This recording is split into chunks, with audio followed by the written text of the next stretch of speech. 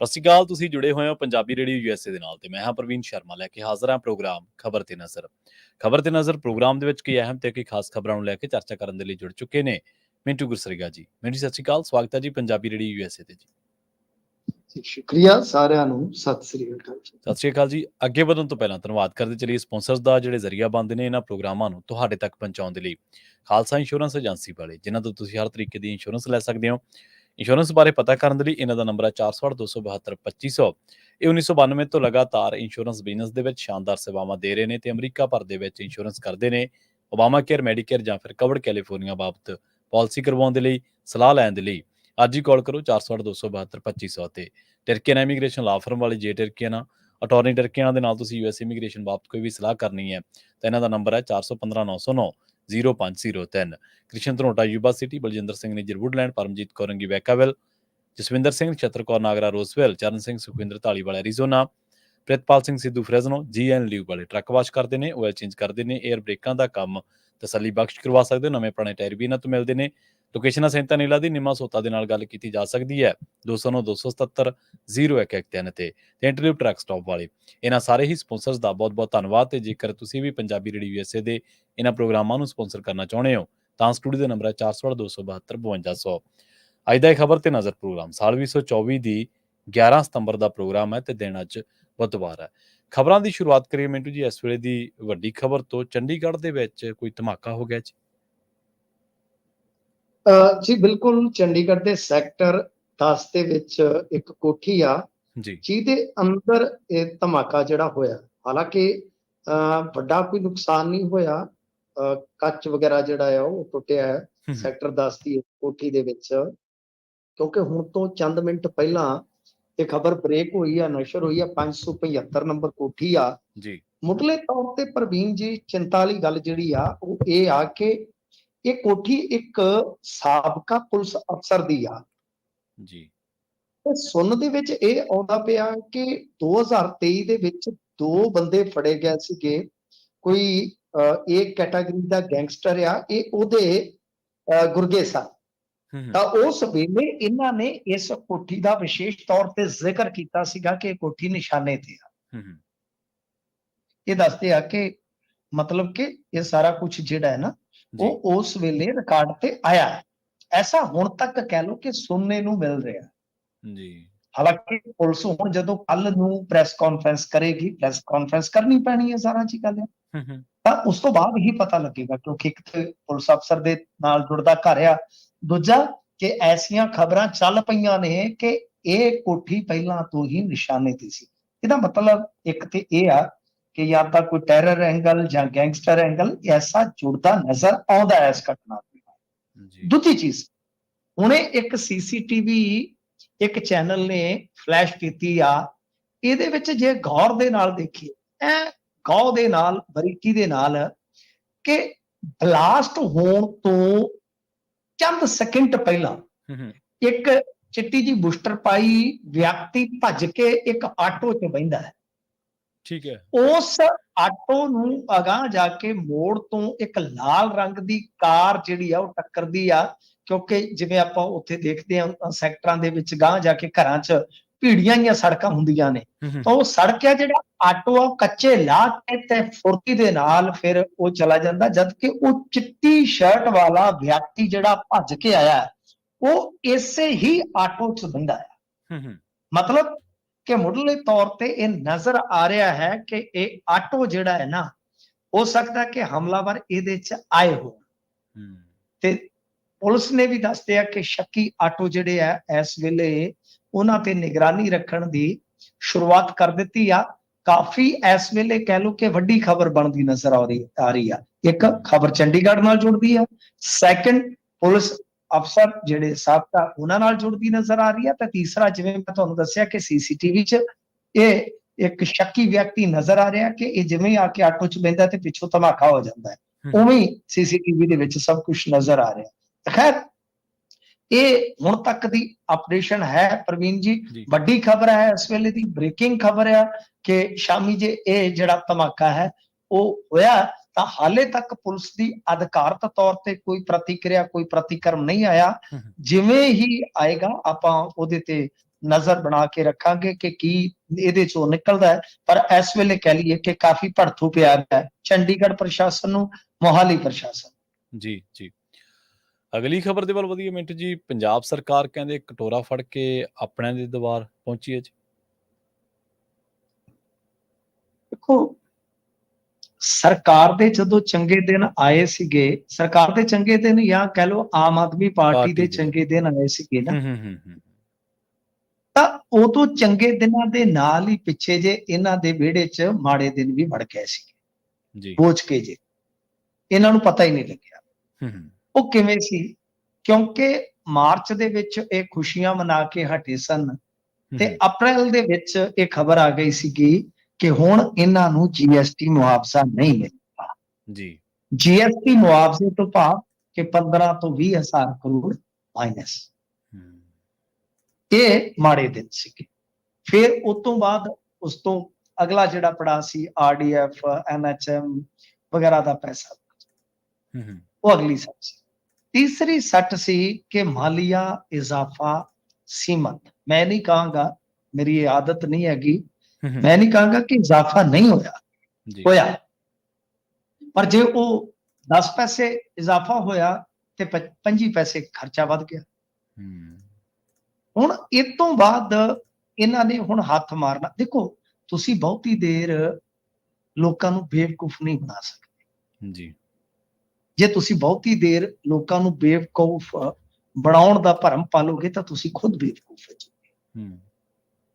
Aam Aadmi party ਨੂੰ ਇੱਕ ਗੱਲ ਦਾ ਪਤਾ ਲੱਗਿਆ ਕਿ ਸਾਡਾ ਪਾਣੀ ਉਤਰ ਚੁੱਕਾ ਹੈ, ਸੱਚ ਹੁਣ ਨਿੱਤਰ ਚੁੱਕਾ ਹੈ।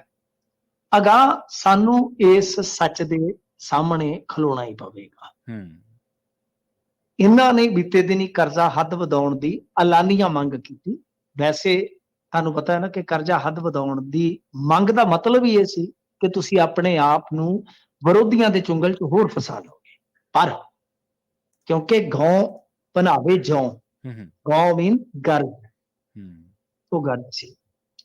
ਅੱਜ ਚੀਮਾ ਸਾਹਿਬ ਦਾ ਬਿਆਨ ਵੀ ਲੱਗਾ ਹੋਇਆ ਕੁਝ ਅਖਬਾਰਾਂ 'ਚ, ਜੇ ਤੁਸੀਂ ਖੋਲੋਗੇ ਤਾਂ ਉਹਨਾਂ ਨੇ ਮੰਗ ਕੀਤੀ ਆ ਕਿ ਜਿਹੜਾ GST ਮੁਆਵਜ਼ਾ ਆ ਉਹ ਵਾਪਸ ਚਾਲੂ ਕਰੋ, ਮੁੜ ਤੋਂ ਚਾਲੂ ਕਰੋ, ਕਿਉਂਕਿ ਜੋ ਸਾਨੂੰ ਕੁਝ ਵੈਟ ਪ੍ਰਣਾਲੀ ਰਾਹੀਂ ਮਾਲੀਏ ਦਾ ਨੁਕਸਾਨ ਹੋਇਆ, ਜਿਹੜਾ ਲਗਭਗ 20,000 ਕਰੋੜ ਬਣਦਾ ਹੈ, ਉਹਦੀ ਭਰਪਾਈ ਹੋ ਸਕੇ। ਇਹ ਹੁਣ ਦੂਸਰੀ ਵੱਡੀ ਮੰਗ ਹੈ। ਲਓ ਹੁਣ ਤੀਜੀ ਗੱਲ ਤੇ ਆ ਜਾਓ, ਜਿਹੜੀ ਮੈਂ ਤੁਹਾਨੂੰ ਪੁਖਤਾ ਤੌਰ ਤੇ ਦੱਸ ਦੇਣਾ। ਇਹ ਗੱਲ ਤੁਸੀਂ ਕਿਸੇ ਅਖਬਾਰ ਵਗੈਰਾ 'ਚ ਹਾਲੇ ਤੱਕ ਤਾਂ ਨਹੀਂ ਪੜ੍ਹੀ, ਪਰ ਜਲਦੀ ਤੁਸੀਂ ਇਹਦਾ ਵੀ ਜ਼ਿਕਰ ਪੜ੍ਹ ਲਓਗੇ। ਗੱਲ ਕੀ ਹੋ ਰਹੀ ਹੈ? ਸਰਕਾਰ ਚਾਹੇ ਤਾਂ greater Mohali area development authority ਹੋਵੇ ਗਮਾਡਾ, ਚਾਹੇ greater Ludhiana area development authority ਹੋਵੇ ਗਲਾਡਾ, ਤੇ ਚਾਹੇ ਜਲੰਧਰ ਡਿਵੈਲਪਮੈਂਟ ਅਥਾਰਟੀ JDA ਹੋਵੇ, ਇਹਨਾਂ ਦੇ ਪਾਸ ਗਈ ਆ ਕਿ ਸਾਨੂੰ ਵਿਆਜੂ 1200 ਕਰੋੜ ਰੁਪਈਆ ਦੇਵੋ। ਮਤਲਬ ਕਿ ਵਾਜੇ ਵੱਜ ਗਏ ਆ, ਜਿਹੜੇ ਵੱਜ ਗਏ ਵਾਜੇ ਵੱਜਣੇ, ਜਿਹੜੇ ਵਾਜੇ ਵੱਜਣੇ ਸੀ ਵੱਜ ਗਏ ਆ। ਦੋ ਮੰਜਿਆਂ ਨੂੰ ਜੋੜ ਸਪੀਕਰ ਲੱਗਣੇ ਨਹੀਂ, ਜਿਹੜੇ ਵਾਜੇ ਵੱਜ ਗਏ ਮੁੜ ਕੇ ਵੱਜਣੇ ਨਹੀਂ। ਗੱਲ ਇਹ ਆ ਕਿ ਵਾਜੇ ਵੱਜ ਚੁੱਕੇ ਆ। ਜੇ ਹਾਲੇ ਵੀ ਪੰਜਾਬੀਆਂ ਨੂੰ ਜਾਂ ਆਮ ਆਦਮੀ ਪਾਰਟੀ ਦੇ ਸਮਰਥਕਾਂ ਨੂੰ ਕੋਈ ਭਰਮ ਆ ਤਾਂ ਮੈਂ ਇੱਕ ਗੱਲ ਹੋਰ ਦੱਸ ਦਿੰਦਾ। ਸਾਨੂੰ ਇੱਕ ਟੀਚਰ ਨੇ ਮੇਲ ਕੀਤਾ, ਬਹੁਤਾ ਅਸੀਂ ਰਿਵੀਲ ਨਹੀਂ ਕਰਦੇ। ਉਸਨੇ ਕਿਹਾ ਕਿ ਸਾਡੇ ਮਹਿਕਮੇ ਨੂੰ ਵਰਬਲੀ ਹੁਕਮ ਆ ਗਏ ਨੇ ਕਿ ਤਨਖਾਹਾਂ ਨਾ ਦਿੱਤੀਆਂ ਜਾਣ ਹਾਲ ਫਿਲਹਾਲ। ਮਤਲਬ ਤਨਖਾਹ ਚੁੱਕੇ ਪੈਸੇ ਨਹੀਂ।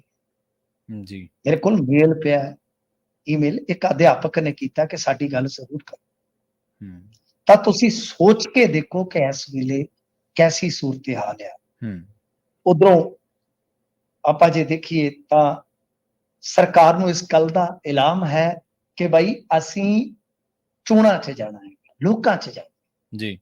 ਤਾਂ ਉਸ ਲੋਕਾਂ 'ਚ ਜਾਣ ਦੀ ਪ੍ਰਕਿਰਿਆ, ਕਵਾਇਦ ਦਾ ਜੇ ਆਪਾਂ ਜ਼ਰੂਰੀ ਅੰਗ ਦੇਖੀਏ, ਪੱਖ ਦੇਖੀਏ, ਤਾਂ ਉਹ ਹੈ ਪੈਸਾ। ਪੈਸੇ ਬਿਨ ਰਿਸ਼ਤਾ ਕੈਸਾ। ਅੱਜ ਕੱਲ ਤੇ ਹੁੰਦਾ ਨਾ, ਰਿਸ਼ਤੇ ਵੀ ਹੋ ਗਏ ਟੈਲੀਫੋਨ ਜਾਏ, ਜਿੰਨੇ ਪੈਸੇ ਪਾ ਦੋ ਓਨੇ ਚੱਲਦੇ ਆ। ਤਾਂ ਗੱਲ ਇਹ ਕਿ ਇੱਥੇ ਰਿਸ਼ਤੇ ਟੈਲੀਫੋਨ ਜਾਏ ਹੋਏ ਪਏ ਆ, ਤੇ ਲੋਕਾਂ ਨੇ ਤਾਂ ਫਿਰ ਬਾਈ ਡਿਵੈਲਪਮੈਂਟ ਦੀ ਗੱਲ ਤੇ ਕਰਨੀ ਆ। ਸੋ ਇਸ ਕਰਕੇ ਇਹ ਹੈ ਸੂਰਤ-ਏ-ਹਾਲ ਪੰਜਾਬ ਸਰਕਾਰ ਦੀ। ਜਿਹੜੇ ਆਂਦੇ ਸੀ ਰੰਗਲਾ ਪੰਜਾਬ ਬਣਾਵਾਂਗੇ, ਰੰਗਲਾ ਪੰਜਾਬ ਜਿਹੜਾ ਹੈ ਉਹ ਰੰਗ ਕਰਕੇ ਨਹੀਂ ਬਣਦਾ ਹੁੰਦਾ। ਹਜ਼ੂਰ ਕਹਿੰਦੇ ਹੁੰਦੇ ਆ ਨਾ, ਬੋਦੇ ਚੋਪੜੇ ਤੇ ਢਿੱਡ ਖਾਲੀ। ਉਹ ਬੋਦੇ ਚੋਪੜਿਆਂ ਦਾ ਕੋਈ ਫਾਇਦਾ ਨਹੀਂ ਹੁੰਦਾ ਜਦੋਂ ਢਿੱਡ ਖਾਲੀ ਹੋਵੇ। ਰੰਗ ਰੰਗਈਆ ਜਿੰਨਾ ਮਰਜ਼ੀ ਕਰ ਲਓ, ਅਸਲ ਤਸਵੀਰ ਤੁਹਾਨੂੰ ਮੈਂ ਦੱਸ ਦਿੱਤੀ ਆ। ਜੇ ਕਿਸੇ ਨੂੰ ਬਈ ਭਰਮ ਹੋਵੇ, ਕੁਝ ਕੁ ਮਹੀਨੇ ਖਲੋ ਜਾਓ, ਤੁਹਾਡਾ ਉਹ ਵੀ ਭਰਮ ਨਿਕਲ ਜਾਏ।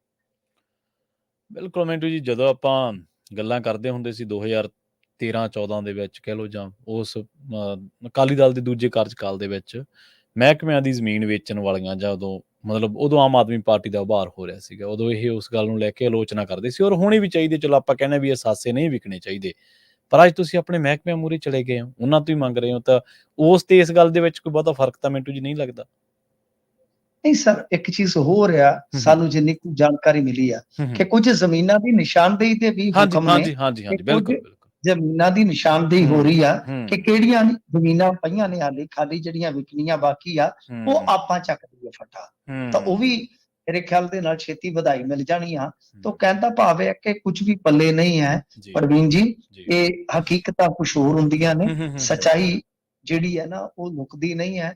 ਬਾਕੀ ਜੋ ਕਹਿ ਲਓ ਕਿ ਸਬਜ਼ ਬਾਗ ਹੁੰਦੇ ਨੇ, ਜੋ ਭਰਮ ਭੁਲੇਖੇ ਸਿਰਜੇ ਹੁੰਦੇ ਨੇ, ਜੀ ਉਹਨਾਂ ਦੀ ਕੋਈ ਹੱਦ ਮਿਆਦ ਹੁੰਦੀ ਆ। ਉਹ ਸਾਰੀ ਜ਼ਿੰਦਗੀ ਅਨੰਤ ਕਾਲ ਤੱਕ ਨਹੀਂ ਚੱਲ ਚੱਲਦੇ ਸਕਦਾ, ਹੁੰਦੇ। ਨਹੀਂ ਚੱਲ ਉਹ ਹੁਣ ਆਮ ਆਦਮੀ ਪਾਰਟੀ ਦਾ ਜਿਹੜਾ ਲਬੋ ਲਬਾਬ ਆਪਾਂ ਜੇ ਕਹਿ ਲਈਏ, ਜਾਹੋ ਜਲਾਲ ਜਿਹੜਾ ਸੀਗਾ, ਉਹ ਇਹੀ ਹੈ ਕਿ ਬਈ ਉਹ ਉਤਰ ਗਿਆ। ਜੀ ਕਹਾਣੀ ਦਾ ਲਬੋ ਲਬਾਬ ਜੇ ਆਪਾਂ ਕਹੀਏ ਤਾਂ ਇਹੀ ਹੈ ਕਿ ਉਹ ਜਾਹੋ ਜਲਾਲ ਸੀਗਾ ਜਿਹੜਾ ਉਹ ਉਤਰਦਾ ਨਜ਼ਰ ਆ। ਤੇ ਇਹਨਾਂ ਦੀ ਮਜਬੂਰੀ ਵੀ ਆ, ਕੇਂਦਰ ਨੇ ਪੈਸਾ ਰੋਕਿਆ, ਵਿਰਾਸਤ ਦੇ ਵਿੱਚ ਬਹੁਤ ਸਾਰਾ ਕਰਜ਼ਾ ਮਿਲਿਆ, ਵਿਆਜ ਮਿਲੀ, ਤੇ ਆਪ ਫੇਲ ਹੋ ਗਏ। ਆਪ ਖਰਚੇ ਕਟੌਤੀਆਂ ਚ, ਕਰਜ਼ਾ ਕਟੌਤੀਆਂ ਚ, ਤੇ ਆਪਣੇ ਮਾਲੀਏ ਨੂੰ ਵਧਾਉਣ ਚ ਪਿਛੜ ਗਏ। ਇਹ ਹਕੀਕਤ ਹੈ, ਸਰ ਕੁਛ ਨਹੀਂ ਕਰ ਸਕੇ ਜੀ। ਨਿਗਮ ਚੋਣਾਂ ਦੀ ਦੇਰੀ ਤੇ ਵੀ ਹਾਈ ਕੋਰਟ ਤਲਖ ਹੋਈ ਹੈ ਮਿੰਟੂ ਜੀ? ਇਹ ਦੇਖੋ, ਨਿਗਮ ਚੋਣਾਂ ਦਾ ਮਸਲਾ ਇਹ ਆ ਪ੍ਰਵੀਨ ਜੀ ਕਿ ਚੋਣਾਂ ਪਛੜ ਰਹੀਆਂ ਨੇ। 2 ਸਾਲ ਹੋ ਗਿਆ, ਚੋਣਾਂ ਕਰਵਾ ਨਹੀਂ ਰਹੇ। ਤਾਂ ਹੁਣ ਹਾਈ ਕੋਰਟ ਦੇ ਵਿੱਚ ਪਟੀਸ਼ਨ ਜਿਹੜੀ ਆ ਉਹ ਲੰਮੇ ਸਮੇਂ ਤੋਂ ਚੱਲਦੀ ਪਈ ਆ, ਤੇ ਮਹਿਕਮੇ ਨੂੰ ਹੁਣ ਆਰਡਰ ਦਿੱਤਾ ਗਿਆ ਕਿ 26 ਤੱਕ ਦੱਸੋ ਕਿ ਕਦੋਂ ਤੁਸੀਂ ਚੋਣਾਂ ਕਰਵਾਓਗੇ। 42 ਨਗਰ ਕੌਂਸਲਾਂ ਦਾ ਕਾਰਜਕਾਲ ਜਿਹੜਾ ਹੈ ਉਹ ਖਤਮ ਹੋ ਚੁੱਕਾ ਹੈ। ਤਾਂ ਬਾਈ ਗੱਲ ਇਹ ਹੈ ਕਿ ਸੂਬੇ ਦੀਆਂ ਜ਼ਿਆਦਾਤਰ ਆਪਾਂ ਜੇ ਦੇਖੀਏ ਕੌਂਸਲਾਂ ਦਾ ਕਾਰਜਕਾਲ ਦਸੰਬਰ 22 ਚ ਹੀ ਖਤਮ ਹੋ ਗਿਆ ਸੀ। ਕੋਰਟ ਨੂੰ ਵੀ ਇਸ ਗੱਲ ਤੋਂ ਜਾਣੂ ਕਰਵਾਇਆ ਗਿਆ ਕਿ ਅਗਸਤ 23 ਨੂੰ ਸਥਾਨਕ ਸਰਕਾਰਾਂ ਵਿਭਾਗ ਨੇ ਨਗਰ ਕੌਂਸਲਾਂ ਦੀ ਚੋਣ ਕਰਵਾਉਣ ਲਈ ਨੋਟੀਫਿਕੇਸ਼ਨ ਜਾਰੀ ਕੀਤਾ ਸੀ, ਜਿਹੜਾ ਨਵੰਬਰ 23 ਨੂੰ ਚੋਣਾਂ ਕਰਵਾਉਣ ਬਾਰੇ ਸੀ, ਪਰ ਅੱਜ ਤੱਕ ਚੋਣਾਂ ਹੋਈਆਂ ਹੀ ਨਹੀਂ। ਠੀਕ ਹੈ ਨਾ ਜੀ। 5 ਜੁਲਾਈ ਨੂੰ ਕਹਿੰਦੇ ਕਿ ਸਰਕਾਰ ਨੂੰ ਕਾਨੂੰਨੀ ਨੋਟਿਸ ਵੀ ਭੇਜਿਆ ਗਿਆ ਸੀ, ਪਰ ਸਰਕਾਰ ਵੱਲੋਂ ਅਜੇ ਤੱਕ ਉਹਦਾ ਕੋਈ ਜਵਾਬ ਹੀ ਨਹੀਂ ਦਿੱਤਾ ਗਿਆ, ਤੇ ਮਜਬੂਰੀ ਚ ਹਾਈ ਕੋਰਟ ਚ ਇਹ ਪਟੀਸ਼ਨ ਜਿਹੜੀ ਹੈ ਉਹ ਦਾਖਲ ਕਰਕੇ ਸਰਕਾਰ ਨੂੰ ਚੋਣ ਕਰਵਾਉਣ ਦੇ ਨਿਰਦੇਸ਼ ਦੇਣ ਦੀ ਮੰਗ ਕੀਤੀ ਹੈ। ਮੈਂ ਜਿਹੜੀ ਗੱਲ ਕਰਕੇ ਆਇਆ, ਇਸ ਗੱਲ ਨੂੰ ਵੀ ਤੁਸੀਂ ਇਹਦੇ ਨਾਲ ਜੋੜ ਸਕਦੇ ਹੋ ਕਿ ਮਸਲਾ ਇਹ ਹੈ ਨਾ ਕਿ ਜਾ ਕੇ ਮੂੰਹ ਕੀ ਵਿਖਾਓਗੇ। ਹੁਣ ਸਰਕਾਰਾਂ ਦਾ ਕੰਮ ਜਿਹੜਾ ਹੁੰਦਾ ਹੈ ਸਭ, ਉਹ ਇਹੋ ਹੁੰਦਾ ਕਿ ਤੁਸੀਂ ਇੱਕ ਹੱਥ ਟੈਕਸ ਪੇਅਰਸ ਤੋਂ ਲਈ ਜਾਣਾ, ਨਾਲ ਨਾਲ ਡਿਵੈਲਪਮੈਂਟ ਦੇ ਕੰਮ ਕਰਵਾਈ ਜਾਣੇ ਆ ਜੀ, ਤੇ ਮੁੜ ਕੇ ਵੋਟਾਂ ਵਾਲੀ ਰਾਜਨੀਤੀ ਨੇ ਵੀ ਤੁਹਾਡੇ ਪੱਲੇ, ਤੁਹਾਡੇ ਪੇੜ ਪੱਲੇ ਕੁਝ ਪਾ ਦੇਣਾ। ਇੱਥੇ ਹੁਣ ਮੈਂ ਜਿਵੇਂ ਤੁਹਾਨੂੰ ਦੱਸਿਆ ਕਿ ਕਿਸੇ ਵੀ ਸ਼ਹਿਰ ਦੇ ਵਿੱਚ ਤੁਸੀਂ ਟੈਲੀਫੋਨ ਕਰ ਲੈਣਾ, ਛੋਟਾ ਸ਼ਹਿਰ ਹੈ, ਦਰਮਿਆਨਾ ਸ਼ਹਿਰ ਹੈ ਜਾਂ ਵੱਡਾ ਸ਼ਹਿਰ ਹੈ, ਪੰਜਾਬ ਦੇ ਵਿੱਚ ਹੈ, ਤੁਸੀਂ ਕਿਸੇ ਵੀ ਸ਼ਹਿਰੀ ਨੂੰ ਪੁੱਛ ਲੈਣਾ ਕਿ ਇਸ ਵੇਲੇ ਸੀਵਰੇਜ ਜਾਂ ਹੋਰ ਬੁਨਿਆਦੀ ਢਾਂਚਾ ਜਿਹੜਾ ਹੁੰਦਾ ਹੈ ਕਿ ਉਹਦਾ ਕੀ ਹਾਲ ਆ, ਤੁਹਾਨੂੰ ਉਹ ਸਾਰਾ ਕੁਝ ਦੱਸਣਗੇ। ਠੀਕ ਹੈ ਨਾ ਜੀ। ਤਾਂ ਇਸ ਕਰਕੇ ਇਹ ਟਲਦੇ ਪਏ ਨੇ ਕਿ ਜੇ ਅਸੀਂ ਚੋਣਾਂ 'ਚ ਜਾਵਾਂਗੇ ਤਾਂ ਕਸੂਤਾ ਕੰਮ ਹੋਏਗਾ। ਇਹੀ ਸੱਚਾਈ ਆ, ਇਹੀ ਹਕੀਕਤ ਆ ਕਿ ਇਹ ਇਸ ਵੇਲੇ ਟਾਲਾ ਵੱਟ ਰਹੇ ਆ, ਪਰ ਬਹੁਤੀ ਦੇਰ ਤੱਕ ਟਾਲਾ ਵੱਟਿਆ ਨਹੀਂ ਜਾਣਾ, ਕਿਉਂਕਿ ਹਾਈ ਕੋਰਟ ਨੇ ਇਹਨਾਂ ਨੂੰ ਘੇਰ ਲੈਣਾ ਆ, ਤੇ ਮੁੜ ਕੇ ਹੁਣ ਇਹਨਾਂ ਨੂੰ ਇਸ ਗੱਲ ਦੀ ਗਰੰਟੀ ਦੇਣੀ ਪੈਣੀ ਕਿ ਅਸੀਂ ਇੰਨੇ ਦਿਨਾਂ ਤੱਕ ਇਲੈਕਸ਼ਨ ਕਰਵਾ ਲਾਂਗੇ। ਹੁਣ ਉਧਰੋਂ ਪੰਚਾਇਤੀ ਚੋਣਾਂ ਵੀ ਕਰਵਾਉਣੀਆਂ ਨੇ, ਉਧਰੋਂ ਸਥਾਨਕ ਸਰਕਾਰਾਂ ਦੀਆਂ ਚੋਣਾਂ ਵੀ ਕਰਵਾਉਣੀਆਂ ਨੇ, ਉਧਰੋਂ ਤੁਸੀਂ ਜੇ ਦੇਖੋਗੇ ਤਾਂ ਜ਼ਿਮਨੀ ਚੋਣ ਪੱਕੀ ਆ, ਤੈਅ ਆ, ਉਹ ਤੇ ਤੈਅਸ਼ੁਦਾ ਗੱਲ ਆ। ਇਸ ਤੋਂ ਇਲਾਵਾ ਐਸਜੀਪੀਸੀ ਚੋਣਾਂ ਮਤਲਬ ਕਿ ਸਰਕਾਰ ਪੈਰ ਪੈਰ ਦੇ ਇਮਤਿਹਾਨ ਚੋਂ ਗੁਜ਼ਰੇਗੀ, ਐਸਾ ਕਹਿ ਲਓ ਕਿ ਕੰਧ ਤੇ ਲਿਖਿਆ ਸੱਚ ਹੈ। ਤਾਂ ਉਹ ਕਿਤੇ ਨਾ ਕਿਤੇ ਕਹਿ ਲਓ ਉਹ ਸਾਰੀਆਂ ਚੀਜ਼ਾਂ ਜੁੜਦੀਆਂ ਮਾਇਆ ਨਾਲ, ਸਾਰੀਆਂ ਚੀਜ਼ਾਂ ਜੁੜਦੀਆਂ ਰਾਜਨੀਤੀ ਦੇ ਨਾਲ, ਸਾਰੀਆਂ ਚੀਜ਼ਾਂ ਜੁੜਦੀਆਂ ਕਿਤੇ ਨਾ ਕਿਤੇ ਸਿਆਸੀ ਘਾਟੇ ਵਾਧਿਆਂ ਦੇ ਨਾਲ, ਜਿਹਦੇ ਕਰਕੇ ਸਰਕਾਰ ਜਿਹੜੀ ਆ ਟਲ ਰਹੀ ਹੈ। ਜੀ ਜੀ। ਤੇ ਮਿੰਟੂ ਜੀ, ਅਗਲੀ ਗੱਲ ਕਰੀਏ ਬਰਨਾਲਾ ਟਿਕਟ ਦੀ। ਉਸ ਨੂੰ ਲੈ ਕੇ ਆਪ ਵਾਲੇ ਆਮੋ ਸਾਹਮਣੇ ਇੱਕ ਦਿਨ ਆਪਾਂ ਚਰਚਾ ਵੀ ਕੀਤੀ ਸੀ ਵੀ ਮੀਤ ਧੜਾ ਵੀ ਲੱਗਿਆ ਹੋਇਆ ਤੇ ਮੁੱਖ ਮੰਤਰੀ ਸਾਹਿਬ ਦਾ ਆਪਣਾ ਧੜਾ ਵੀ ਹੈ। ਕੁਝ ਜਿਹੜੇ ਨਵੇਂ ਸ਼ਾਮਲ ਹੋਏ ਨੇ ਉਹਨਾਂ ਦੀਆਂ ਵੀ ਇੱਛਾਵਾਂ ਨੇ ਸਿਆਸੀ। ਦੇਖੋ ਗੱਲ ਇਹ ਹੈ ਕਿ ਉੱਥੇ ਬਹੁਤ ਕਚੂਤਾ ਜਿਹਾ ਕੰਮ ਹੋ ਗਿਆ। ਮਤਲਬ ਕਿ ਮੀਤ ਕਿਸੇ ਵੀ ਹਾਲਤ ਦੇ ਵਿੱਚ ਟਿਕਟ ਤੋਂ ਦਾਵਾ ਨਹੀਂ ਛੱਡ ਰਹੇ। ਉਹਨਾਂ ਨੂੰ ਪਤਾ ਹੈ ਕਿ ਜੇ ਮੈਂ ਇੱਕ ਵਾਰੀ ਇੱਥੋਂ ਨਿਕਲ ਗਿਆ ਬਰਨਾਲੇ ਦਾ, ਫਿਰ ਮੈਂ ਮਨ ਕਾ ਮੀਤ ਨਹੀਂ ਰਵਾਂਗਾ। ਉਹ ਜ਼ੋਰ ਲਾ ਰਹੇ ਆ ਕਿ ਟਿਕਟ ਜਿਹੜੀ ਆ ਉਹ ਉਹਨਾਂ ਦੇ ਕਿਚਨ ਕਮੇਟੀ ਦੇ ਕਿਸੇ ਮੈਂਬਰ ਨੂੰ ਮਿਲ ਜਾਵੇ। ਪਰ ਇਹ ਸੰਭਵ ਹੋਏਗਾ ਕਿ ਨਹੀਂ ਹੋਏਗਾ ਮੈਂ ਕਹਿ ਨਹੀਂ ਸਕਦਾ। ਪਰ ਉੱਥੇ ਜੋ ਇਸ ਵੇਲੇ ਤਾਜ਼ਾ ਤਰੀਨ ਹਾਲਾਤ ਵੇਖੀਏ ਆਪਾਂ ਜੋ ਉਪਜੇ ਨੇ ਕੁਝ ਦਿਨਾਂ ਦੇ ਅੰਦਰ ਅੰਦਰ, ਤਾਂ ਇਉਂ ਲੱਗਦਾ ਹੈ ਕਿ ਉੱਥੇ ਬਹੁਤ ਜ਼ਿਆਦਾ ਹਲਚਲ ਨਜ਼ਰ ਆ ਰਹੀ ਹੈ। ਹੁਣ ਤੁਸੀਂ ਕੱਲ ਦੇਖੋ ਕਿ ਬਰਨਾਲਾ 'ਚ ਆਪ ਦੀ ਟਿਕਟ ਨੂੰ ਲੈ ਕੇ ਬਈ ਆਮ ਆਦਮੀ ਪਾਰਟੀ ਦੇ ਵਰਕਰ ਤੇ ਆਗੂ ਜਿਹੜੇ ਆ ਉਹ ਇੱਕ ਜਗ੍ਹਾ ਤੇ ਜੁਟਦੇ ਆ। ਉਹ ਦਾਅਵਾ ਕਰਦੇ ਨੇ ਸਮਰਥਕ ਕਿ ਜੇਕਰ ਟਿਕਟ ਗੁਰਦੀਪ ਸਿੰਘ ਬਾਠ ਨੂੰ ਮਿਲਦੀ ਆ ਤਾਂ ਉਹਨਾਂ ਨੂੰ ਵੱਡੇ ਫਰਕ ਨਾਲ ਜਿਤਾਇਆ ਜਾਵੇਗਾ। ਹੁਣ ਪ੍ਰਵੀਨ ਜੀ, ਜਦੋਂ ਕਿਸੇ ਦਾ ਨਾਮ ਲੈ ਕੇ ਤੇ ਉਸ ਨਾਮ ਤੇ ਇਕੱਠ ਕੀਤਾ ਜਾਂਦਾ ਹੈ ਨਾ, ਉਹ ਇਕੱਠ ਪਾਰਟੀ ਦੀ ਮਜ਼ਬੂਤੀ ਵਾਸਤੇ ਨਹੀਂ ਹੁੰਦਾ, ਪਾਰਟੀ ਦੀ ਮਜਬੂਰੀ ਵਾਸਤੇ ਹੁੰਦਾ ਹੈ ਕਿ ਭਾਈ ਕਿਵੇਂ ਕਰਨਾ, ਸਾਨੂੰ ਕਮਜ਼ੋਰ ਨਾ ਸਮਝੋ। ਮਜਬੂਰੀ ਬਣ ਗਈ ਹੈ ਨਾ ਕਿ ਤੁਸੀਂ ਦੂਸਰੇ ਧੜੇ ਨੂੰ ਭਰੋਸੇ 'ਚ ਲੈ ਤੋਂ ਬਿਨਾਂ ਫਿਰ ਕੋਈ ਵੀ ਫੈਸਲਾ ਲਵੋਗੇ ਤਾਂ ਇਹਦਾ ਮਤਲਬ ਸਭ ਇਹ ਆ ਕਿ ਨੁਕਸਾਨ ਹੋਏਗਾ। ਜੋ ਸਾਡੇ ਕੋਲ ਅੰਦਰੂਨੀ ਗੱਲਬਾਤ ਪਹੁੰਚਦੀ ਆ ਉਹਦੇ ਬਿਹਾਵ ਤੇ ਜੇ ਮੈਂ ਗੱਲ ਕਰਾਂ ਤਾਂ ਪ੍ਰਵੀਨ ਜੀ ਉਹ ਕਹਿੰਦੇ ਆ ਕਿ ਇੱਕ ਧੜਾ ਤੈਅ ਆ ਕਿ ਜਿਹੜਾ ਟਿਕਟ ਤੋਂ ਗਿਰਵਾ ਰਹੇਗਾ ਉਹ 100% ਨਾਲ ਨਹੀਂ ਚੱਲੇਗਾ। 100% ਤੋਂ ਭਾਵ ਕਈ ਮਹੀਨੇ ਨਿਕਲਦੇ ਆ ਜੀ ਜੀ ਬਿਲਕੁਲ, ਕਿ ਉਹ ਨਾਲ ਰਹਿ ਵੀ ਸਕਦੇ ਤੇ ਨਾਲ ਰਹਿ ਕੇ ਨਾਲ ਨਹੀਂ ਵੀ ਹੋ ਸਕਦੇ।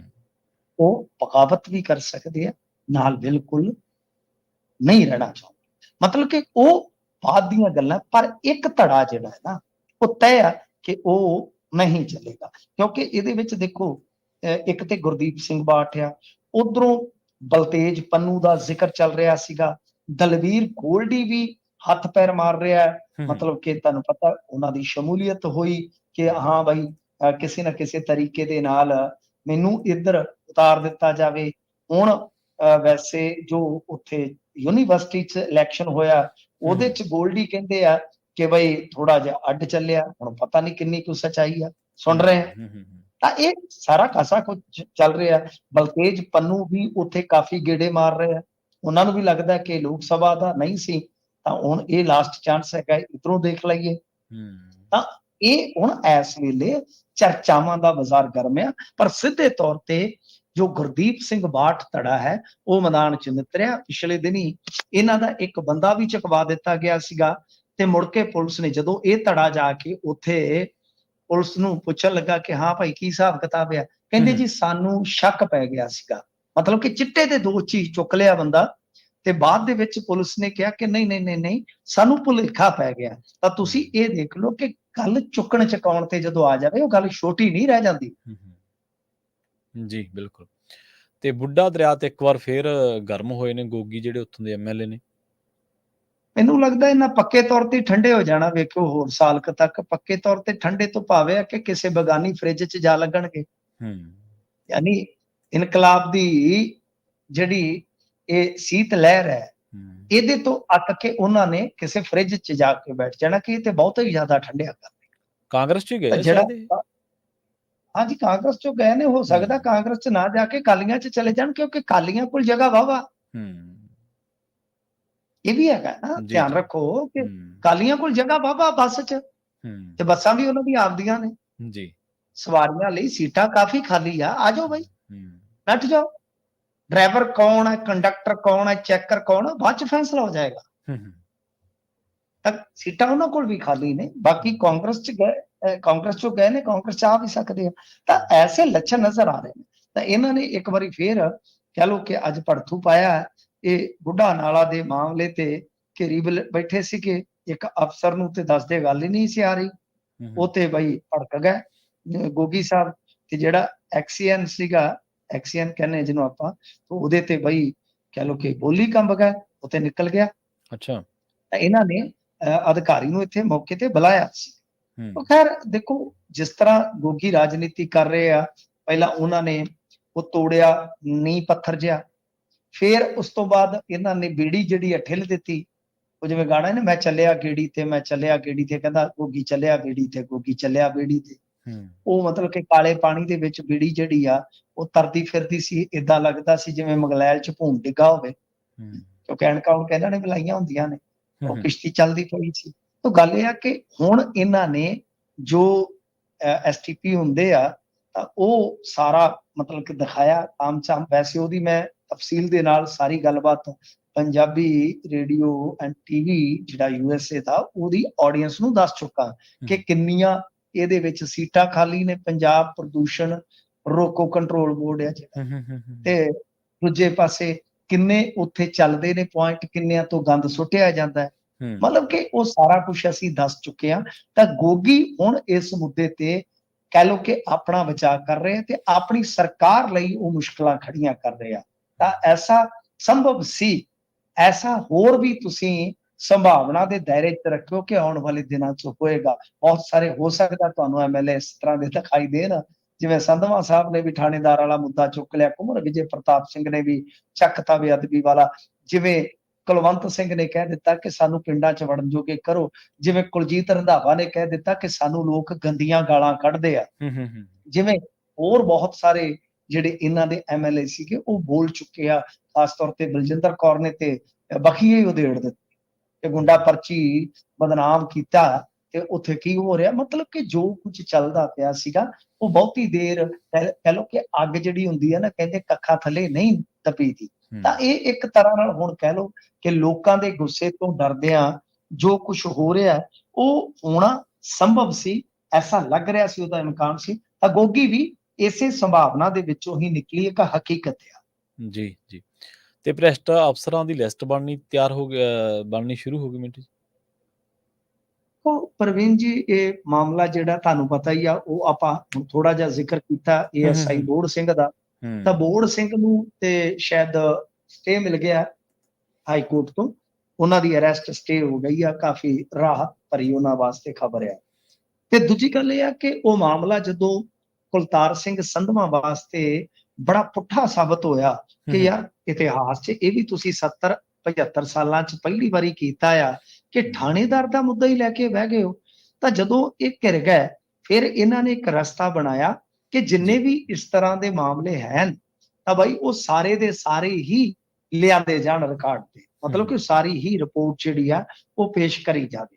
ਤਾਂ ਹੁਣ ਉਹ ਰਿਪੋਰਟ ਬਣਨੀ ਸਟਾਰਟ ਹੋ ਗਈ ਆ ਬਲੈਕ ਸ਼ੀਪਸ ਦੀ। ਇਹਦੇ ਵਿੱਚ ਮੈਨੂੰ ਇਸ ਗੱਲ ਦਾ ਇਲਮ ਨਹੀਂ ਹੈ, ਮੈਂ ਇਮਾਨਦਾਰੀ ਨਾਲ ਕਹਾਂ ਕਿ ਕੱਲੀ ਪੁਲਿਸ ਦੀ ਲਿਸਟ ਬਣ ਰਹੀ ਆ ਜਾਂ ਕੋਈ ਹੋਰ ਲਿਸਟ ਵੀ ਬਣ ਰਹੀ ਆ, ਕਿਉਂਕਿ ਪੁਲਿਸ ਅਧਿਕਾਰੀਆਂ ਮੁਲਾਜ਼ਮਾਂ ਦੀ ਸੂਚੀ ਤਿਆਰ ਕਰਨ ਵਾਸਤੇ ਇਹਨਾਂ ਨੇ ਕਿਹਾ ਸੀਗਾ। ਪਰ ਕੀ ਕਰਪਸ਼ਨ ਕੱਲੀ ਪੁਲਿਸ ਵਾਲੇ ਹੀ ਲੈਂਦੇ ਆ? ਮੈਂ ਪ੍ਰਵੀਨ ਜੀ ਇੱਕ ਤੁਹਾਨੂੰ ਛੋਟੀ ਜਿਹੀ ਮਿਸਾਲ ਦੇਵਾਂਗਾ। ਮੇਰੇ ਹਰ ਇੱਕ ਕਿੱਤੇ 'ਚ ਦੋਸਤ ਆ, ਤੇ ਜਿਹੜੇ ਕਿੱਤੇ 'ਚ ਕਹਿ ਲਓ ਕਿ ਪੂਰੀ ਮਾਸਟਰੀ ਰੱਖਦੇ ਆ, ਐਸੇ ਦੋਸਤ ਆ ਜਿਨ੍ਹਾਂ ਨੇ ਕੰਮ ਦੇ ਵਿੱਚ ਸੰਘਰਸ਼ ਤੋਂ ਲੈ ਕੇ ਸਕਸੈਸ ਤੱਕ ਦਾ ਸਫ਼ਰ ਤੈਅ ਕੀਤਾ।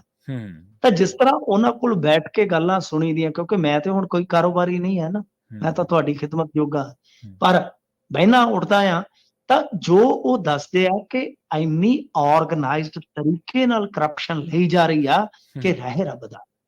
ਮਤਲਬ ਇੱਕ ਛੋਟੀ ਜਿਹੀ ਮਿਸਾਲ ਬੀਤੇ ਦਿਨੀ ਮੈਨੂੰ ਇੱਕ ਦੋਸਤ ਨੇ ਦਿੱਤੀ, ਤੇ ਕਮਾਲ ਦੀ ਗੱਲ ਹੈ ਕਿ ਜਿਹੜੇ ਮਹਿਕਮੇ ਦੀ ਉਹ ਗੱਲ ਕਰ ਰਿਹਾ ਸੀ, ਉਹਦਾ ਅਫਸਰ ਇੱਕ ਸਾਡੇ ਕੋਲ ਹੀ ਆ ਗਿਆ, ਜਿਹੜਾ ਮੈਨੂੰ ਵੀ ਜਾਣਦਾ ਸੀ, ਉਹਨੂੰ ਵੀ ਜਾਣਦਾ ਸੀਗਾ। ਅਸੀਂ ਜਿਹੜੀ ਗੱਲ ਕਰ ਰਹੇ ਸੀ, ਤਾਂ ਉਹਨੇ ਸੈਂਤ 'ਚ ਹੀ ਉਹਨੂੰ ਪੁੱਛ ਲਈ ਕਿ ਐਤਕੀ ਕੀ ਹਾਲ ਹੋਏਗਾ ਮੰਡੀਆਂ ਦਾ। ਜੀ। ਅਸੀਂ ਕਿਸੇ ਸ਼ਹਿਰ 'ਚ ਬੈਠੇ ਸੀਗੇ, ਤਾਂ ਗੱਲ ਇਹ ਆ ਕਿ ਉਸਨੇ ਕਿਹਾ ਕਿ ਐਤਕੀ ਹੋਊਗਾ ਤਾਂ ਸਿਸਟਮ ਉਹੀ, ਪਰ ਹੂੰ, ਕੋਈ ਨਹੀਂ ਬਾਅਦ 'ਚ ਕਰ ਲਾਂਗੇ। ਜਦੋਂ ਉਹ ਗਿਆ ਉਸਨੇ ਮੈਨੂੰ ਸਮਝਾਇਆ ਕਿ ਕਿਸੇ ਨੂੰ ਕਿਸੇ ਥਾਂ ਤੇ ਸੁੱਟ ਦਿੱਤਾ ਜਾਂਦਾ, ਕਿਸੇ ਆੜ੍ਹਤੀ ਨੂੰ, ਕਿਸੇ ਸ਼ੈਲਰ ਮਾਲਕ ਨੂੰ ਦੂਰ, ਮੁੜ ਕੇ ਉਹਨਾਂ ਨੂੰ ਫੇਰ ਹੂੰ, ਨੇੜੇ ਲਿਆਉਣ ਲਈ ਕਹਿ ਲਓ ਕਿ ਗੋਡੇ ਟੇਕਣ ਵਾਸਤੇ ਮਜਬੂਰ ਕਰ ਦਿੱਤਾ ਜਾਂਦਾ। ਹੁਣ ਤੁਸੀਂ ਸੋਚ ਕੇ ਦੇਖੋ ਕਿ ਕਿਸ ਤਰ੍ਹਾਂ ਆਰਗਨਾਈਜ਼ਡ ਤਰੀਕਾ ਹੈ ਕਿ ਨਹੀਂ, ਸਮਝੇ? ਬਿਲਕੁਲ, ਬਿਲਕੁਲ। ਜੀ। ਪ੍ਰੈਕਟੀਕਲੀ ਮੈਨੂੰ ਉਸ ਬੰਦੇ ਨੇ ਦੱਸਿਆ, ਹੂੰ, ਮੇਰੇ ਦੋਸਤ ਨੇ, ਕਿ ਆਹ ਢੰਗ ਹੁੰਦਾ ਬਾਬੇ, ਹੂੰ, ਤੇ ਮੈਂ ਤਾਂ ਹੈਰਾਨ, ਜੀ। ਹੈਰਾਨ ਕਿ ਕਮਾਲ ਦੀ ਗੱਲ ਹੈ ਯਾਰ, ਅਸੀਂ ਤੇ ਦੂਜੀਆਂ ਕਰਪਸ਼ਨਾਂ ਲਈ ਧਿਆਨ ਰੱਖਦੇ ਹਾਂ, ਐਡੀਆਂ ਮੋਟੀਆਂ-ਮੋਟੀਆਂ ਕਰਪਸ਼ਨ। ਹੂੰ, ਹੁਣ ਤੁਸੀਂ ਦੇਖੋ, ਕੋਈ ਆੜ੍ਹਤੀ ਹੈ, ਕੋਈ ਸ਼ੈਲਰ ਹੈ, ਹਾਂਜੀ, ਹਾਂਜੀ, ਬਿਲਕੁਲ। ਤਾਂ ਉਹਦੀ ਰਿਸ਼ਵਤ ਕਿੱਡੀ ਵੱਡੀ ਹੋਏਗੀ ਨਾ, ਹੂੰ, ਤੇ ਗਾਂ ਉਹ ਜਿਹੜਾ ਸੀਜ਼ਨ ਚੋਂ ਸਾਰਾ ਮਾਲ ਜਾਏਗਾ, ਉਹ ਗਾਂ ਆਰਗਨਾਈਜ਼ਡ ਤਰੀਕੇ ਨਾਲ ਉਤਲਿਆਂ ਕੋਲ ਕਿਵੇਂ ਜਾਏਗਾ? ਹੂੰ, ਔਰ ਸਟੋਰਾਂ 'ਚ ਹਿੱਸੇ ਤੇ ਇੱਧਰ ਜਿਹੜੇ ਫਾਰਮ ਹਾਊਸ ਖਰੀਦੇ ਜਾਂਦੇ ਆ ਬਾਹਰਲੇ ਮੁਲਕਾਂ 'ਚ, ਐਵੇਂ ਥੋੜ੍ਹੀ ਹੋ ਜਾਂਦੇ ਨੇ ਸਾਹਿਬ। ਹਾਂਜੀ, ਹਾਂਜੀ, ਅਨਾਜ ਘੁਟਾਲੇ ਵਰਗੇ ਐਵੇਂ ਥੋੜ੍ਹਾ ਸਾਰਿਆਂ ਦੇ ਲੱਗ ਲਗਾ ਕੇ ਹੀ ਹੁੰਦਾ। ਇਹ ਅਨਾਜ ਬਾਰੇ ਦੱਸ ਰਿਹਾ ਨਾ ਤੁਹਾਨੂੰ। ਹੂੰ, ਮੰਡੀਆਂ ਹੋਰ ਕਾਹਦੇ ਲਈ ਹੁੰਦੀਆਂ, ਸ਼ੈਲਰ ਹੋਰ ਕਾਹਦੇ ਲਈ, ਹੂੰ, ਅਨਾਜ ਲਈ ਹੈ ਨਾ। ਅਨਾਜ ਲਈ ਹੈ, ਬਿਲਕੁਲ। ਹਾਂ, ਮੈਂ ਤਾਂ ਦੰਗ ਰਹਿ ਗਿਆ ਸਾਹਿਬ। ਹੂੰ, ਮੈਂ ਤੁਹਾਨੂੰ ਦੱਸ ਦਿੱਤਾ ਜੀ, ਕਿ ਆਹ ਤਰੀਕਾ ਹੈ ਸਾਹਿਬ। ਜੇ ਨਹੀਂ ਹੈ ਤਾਂ ਕੋਈ ਬੰਦਾ ਪਤਾ ਕਰ ਲਵੇ, ਚੈੱਕ ਕਰ ਲਵੇ। ਜੀ। ਤਾਂ ਗੱਲ ਇਹ ਆ ਕਿ ਇਹ ਜਿਹੜੀਆਂ ਚੀਜ਼ਾਂ ਨੇ, ਇਹ ਇੱਧਰ ਕੱਲੇ ਪੁਲਿਸ ਵਾਲੇ ਤੋਂ ਬਦਨਾਮ ਜ਼ਿਆਦੇ ਨੇ। ਹੂੰ, ਪੁਲਿਸ ਵਾਲੇ ਤੇ ਭਾਵੇਂ ਤਵੇ ਤੇ ਵੀ ਬੈਠ ਜਾਣ, ਕੋਈ ਯਕੀਨ ਨਹੀਂ ਕਰਦਾ ਸਾ, ਤੇ ਉਹ ਆਪ ਵੀ ਕਹਿੰਦੇ ਕਿ ਭਾਈ ਕਰਪਸ਼ਨ ਤੇ ਕਰਦੇ ਆ ਥੋੜੀ ਬਹੁਤੀ, ਕੀ ਕਰੀਏ ਹੁਣ? ਜੀ। ਆਫ ਦੀ ਰਿਕਾਰਡ ਕਿਸੇ ਆਪਦੇ ਰਿਸ਼ਤੇਦਾਰ ਨੂੰ ਪੁੱਛ ਲਓ, ਕਹਿੰਦੇ ਮਜਬੂਰੀ ਆ, ਕੀ ਕਰੀਏ, ਵੰਗਾਰਾਂ ਵੀ ਪੈਂਦੀਆਂ, ਸਾਨੂੰ ਕੋਈ ਉਤਲਾ ਖਰਚਾ ਨਹੀਂ ਦਿੰਦੇ, ਹੂੰ, ਲੈਣ ਦੇਣ ਨਹੀਂ ਹੈਗਾ, ਅਸੀਂ ਕੀ ਕਰੀਏ? ਤਾਂ ਗੱਲ ਇਹ ਆ ਕਿ ਪੁਲਿਸ ਬਦਨਾਮ ਹੈ, ਕੋਈ ਸ਼ੱਕ ਨਹੀਂ, ਉਹ ਚੱਲਦੀ ਵੀ ਹੈ, ਪਰ ਮੈਂ ਜਿਵੇਂ ਤੁਹਾਨੂੰ ਦੱਸਿਆ ਕਿ ਆਰਗਨਾਈਜ਼ਡ ਤਰੀਕੇ ਦੇ ਨਾਲ ਹੋਰ ਵੀ ਕਰਪਸ਼ਨਾਂ ਬਹੁਤ ਨੇ। ਹੂੰ। ਜੀ, ਬਿਲਕੁਲ। ਤੇ ਮਿੰਟੂ ਜੀ, ਗੱਲ ਕਰੀਏ ਇੰਜੀਨੀਅਰ ਰਾਸ਼ਿਦ ਦੀ, ਇਹਨਾਂ ਨੂੰ ਜ਼ਮਾਨਤ ਮਿਲੀ ਹੈ ਤੇ ਬਾਹਰ ਆ ਗਏ ਨੇ ਤਿਹਾੜ ਜੇਲ੍ਹ ਦੇ ਵਿੱਚੋਂ। ਹਾਂਜੀ, ਦੇਖੋ, ਇਹ 1 ਤਰੀਕ ਤੱਕ, ਯਾਨੀ 1 ਅਕਤੂਬਰ ਤੱਕ ਜੀ। ਬਾਹਰ ਰਹਿਣਗੇ ਰਾਸ਼ਿਦ। ਇਹਦੇ ਨਾਲ ਆਪਾਂ ਕਹਿ ਸਕਦੇ ਹਾਂ ਕਿ ਚਲੋ ਠੀਕ ਆ, ਉਹ ਮਿਲ ਗਈ ਆ ਕੰਪੇਨ ਵਾਸਤੇ ਇਹਨਾਂ ਨੂੰ, ਤੇ ਗੁਲਾਮ ਨਬੀ ਆਜ਼ਾਦ ਤੇ ਖੁਸ਼ ਹੋ ਰਿਹਾ। ਹੁਣ ਵੈਸੇ ਕਮਾਲ ਦੀ ਗੱਲ ਹੈ ਕਿ ਜਿਹੜੇ ਰਾਹੁਲ ਗਾਂਧੀ ਨੂੰ ਰਾਸ਼ਟਰ ਧਰੋਹੀ, ਦੇਸ਼ ਧਰੋਹੀ ਕਹਿ ਰਹੇ ਆ, ਤੇ ਗੁਲਾਮ ਨਬੀ ਆਜ਼ਾਦ ਵਾਸਤੇ ਤਾਂ ਭਾਵਕ ਹੋ ਗਏ ਸਨ ਪ੍ਰਧਾਨ ਮੰਤਰੀ। ਹੂੰ, ਤੇ ਇਹ ਤੇ ਡੈਜ਼ਿਗਨੇਟਡ, ਜਿੱਦਾਂ ਕਹਿ ਲਈਏ ਕਿ ਉਹ ਕੀਤਾ ਹੋਇਆ ਅੱਤਵਾਦੀ, ਕਿ ਟੈਰਰ ਫੰਡਿੰਗ ਦਿੰਦਾ ਸੀ। ਜੀ, ਜੀ। ਤਾਂ ਹੁਣ ਕੀ ਕਹੋਗੇ ਗੁਲਾਮ ਨਬੀ ਆਜ਼ਾਦ? ਉਹ ਸਵਾਗਤ ਕਰ ਰਹੇ, ਹੂੰ, ਕਿਸ ਨੂੰ ਦੇਸ਼ ਧਰੋਹੀ ਕਹੋਗੇ? ਜੀ। ਤੁਹਾਡੇ ਹੀ ਕਹਿਣ ਦੇ ਮੁਤਾਬਕ, ਤੁਹਾਡੇ ਕਥਨ ਦੇ ਮੁਤਾਬਕ। ਹੂੰ, ਮੈਂ ਤੇ ਉਦੋਂ ਤੱਕ ਨਹੀਂ ਕਿਸੇ ਨੂੰ ਕਹੂੰਗਾ, ਕਿਉਂਕਿ ਜਦੋਂ ਤੱਕ ਕੋਈ ਕੋਰਟ ਕਿਸੇ ਤੇ ਦੋਸ਼ ਸਾਬਤ ਨਹੀਂ ਕਰ ਦਿੰਦਾ। ਹੂੰ, ਹੂੰ, ਪਰ ਮੈਂ ਇਹਨਾਂ ਦੇ ਸ਼ਬਦਾਂ ਦੇ ਆਧਾਰ ਤੇ ਕਹਿ ਰਿਹਾ, ਜੋ ਅਮਿਤ ਸ਼ਾਹ ਕਹਿੰਦੇ ਨੇ ਜਾਂ ਸ਼ਿਵਰਾਜ ਸਿੰਘ ਚੌਹਾਨ ਕਹਿੰਦੇ ਨੇ ਵਗੈਰਾ ਵਗੈਰਾ, ਕਿ ਰਾਹੁਲ ਗਾਂਧੀ ਫਲਾਣੇ ਨੂੰ ਮਿਲਿਆ, ਰਾਹੁਲ ਗਾਂਧੀ ਪੰਨੂ ਦੀ ਬੋਲੀ ਬੋਲਦਾ, ਹੂੰ, ਤਾਂ ਤੁਸੀਂ ਅੰਦਾਜ਼ਾ ਲਾ ਲਓ। ਮਤਲਬ ਕਿ ਦੋਗਲਾਪਨ। ਖੈਰ, ਰਾਸ਼ਿਦ ਦੇ ਬਾਹਰ ਆਉਣ ਤੋਂ ਬਾਅਦ ਮੈਨੂੰ ਲੱਗਦਾ ਕਿ ਅਮਰਤਪਾਲ ਸਿੰਘ ਦਾ ਰਸਤਾ ਪੱਧਰਾ ਹੋ ਜਾਏਗਾ। ਅਮਰਤਪਾਲ ਸਿੰਘ ਜ਼ਿਮਨੀ ਚੋਣ ਵਾਸਤੇ ਵੀ ਚਾਰਾਜੋਈ ਕਰ ਸਕਦੇ ਆ, ਹੂੰ, ਹੂੰ, ਤੇ ਇਸ ਤੋਂ ਇਲਾਵਾ ਜੇ ਐਸਜੀਪੀਸੀ ਚੋਣ ਹੁੰਦੀ ਹੈ ਤਾਂ ਫਿਰ ਤਾਂ ਡੈਫੀਨਿਟਲੀ ਸ਼ਾਇਦ ਉਹਨਾਂ ਨੂੰ, ਜੇ ਐਨਐਸਏ ਨਹੀਂ ਸਸਪੈਂਡ ਹੁੰਦਾ, ਉਦੋਂ ਤੱਕ ਐਨਐਸਏ ਰੱਦ ਨਹੀਂ ਹੁੰਦਾ, ਤਾਂ ਉਦੋਂ ਤੱਕ ਮਤਲਬ ਕਿ ਗਰਾਊਂਡ ਬੜਾ ਸੋਲਿਡ ਬਣ ਜਾਏਗਾ। ਕਿਉਂਕਿ 2 ਐਗਜ਼ਾਮਪਲ ਜਿਹੜੇ ਆ ਉਹ ਸਾਡੇ ਸਾਹਮਣੇ ਆ, ਇੱਕ ਅਰਵਿੰਦ ਕੇਜਰੀਵਾਲ ਦਾ, ਦੂਸਰਾ ਇੰਜੀਨੀਅਰ ਰਸ਼ੀਦ ਦਾ, ਕਿ ਉਹਨਾਂ ਨੂੰ ਇਲੈਕਸ਼ਨ ਲੜਨ ਵਾਸਤੇ ਰਿਆਇਤ ਦਿੱਤੀ ਗਈ। ਜੀ, ਜੀ, ਬਿਲਕੁਲ। ਮਿੰਟੂ ਜੀ, ਇਹਨਾਂ ਖਾਸ ਖਬਰਾਂ ਤੇ ਖਾਸ ਜਾਣਕਾਰੀਆਂ ਦੇ ਲਈ ਤੁਹਾਡਾ ਬਹੁਤ-ਬਹੁਤ ਧੰਨਵਾਦ ਜੀ। ਜੀ, ਸ਼ੁਕਰੀਆ। ਜੀ, ਪ੍ਰੋਗਰਾਮ ਖਬਰ ਤੇ ਨਜ਼ਰ ਦੇ ਪਹਿਲੇ ਹਿੱਸੇ ਦੇ ਵਿੱਚ ਆਪਣੇ ਨਾਲ ਜੁੜੇ ਸਨ ਮਿੰਟੂ ਗੁਰਸਰੀਆ ਜੀ। ਖਬਰਾਂ ਹਾਲੇ ਹੋਰ ਵੀ ਨੇ ਜਿਨ੍ਹਾਂ ਨੂੰ ਲੈ ਕੇ ਆਪਾਂ ਚਰਚਾ ਕਰਾਂਗੇ। ਵੇਲਾ ਹੋ ਗਿਆ ਇੱਕ ਬ੍ਰੇਕ ਦੇ ਲਈ ਰੁਕਣ ਦਾ। ਜਲਦ ਵਾਪਸੀ ਇੱਕ ਸ਼ਾਰਟ ਬ੍ਰੇਕ ਤੋਂ ਬਾਅਦ। ਜੁੜੇ ਰਹੋ ਪੰਜਾਬੀ ਰੇਡੀਓ USA ਦੇ ਨਾਲ।